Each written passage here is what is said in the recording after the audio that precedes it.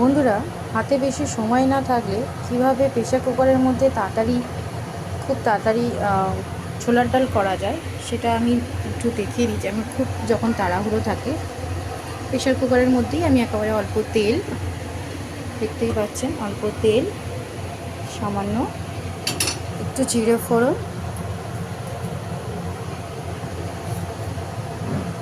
একটু কারি পাতা,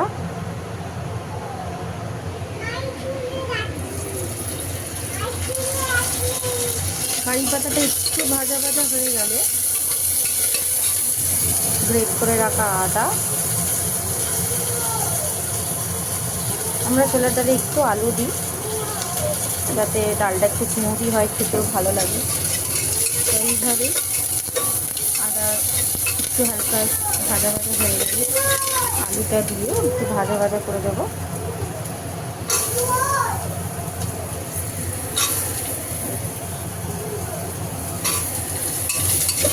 একটু ভাজা ভাজা হবে, নুন হলুদ দিয়ে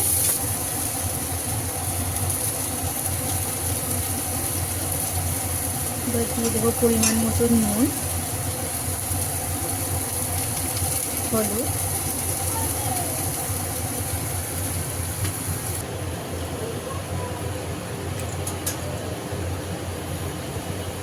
ডালটাকে খুব ভালো করে 2-3 বার ধুয়ে নিতে হবে। এবারে আলুটা ভাজা ভাজা হয়ে গেলে এবারে একটু দিয়ে দেবো ডালটা, দিয়ে একটু নেড়ে চেড়ে পরিমাণ মতন জল দিয়ে দেবো।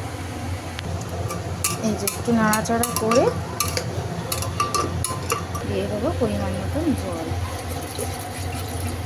এই যে জল দিয়ে প্রেসার কুকারের ঢাকনা বন্ধ করে 3-4টে সিটি দিলেই কমপ্লিট ছোলার ডাল।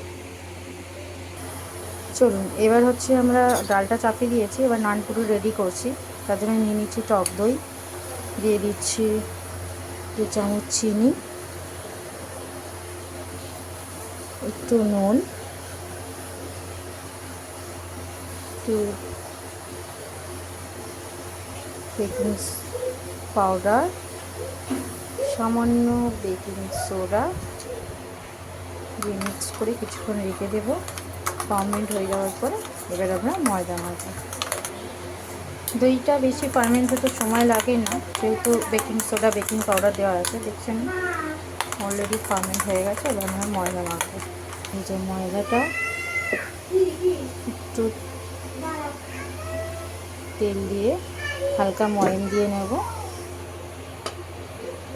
নেওয়ার পরে দইয়ের মিশ্রণটা দিয়ে ভালো করে মাখবো।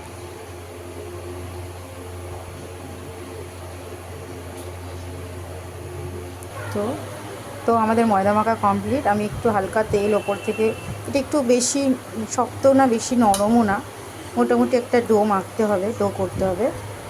তো হালকা তেল করে নিয়ে আমি একটু ওপর দিয়ে রেখে দিলাম।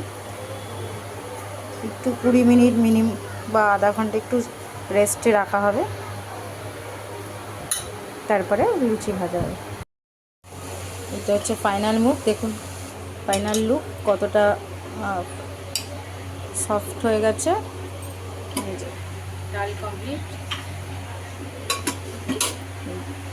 তেল বসিয়েছি, লুচি ভাজা হবে।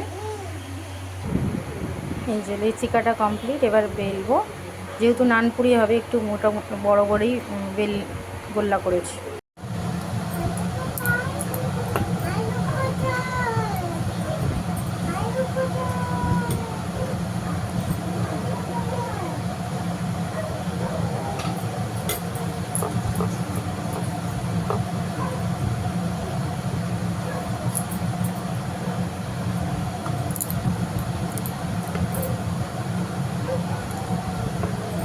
যেহেতু নানপুরি একটু মোটা মোটাই বেলা হবে।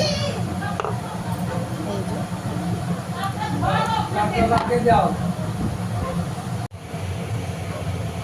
যে তেলটা গরম হয়ে গেছে, এবার ভাজা হবে নানপুরিগুলো।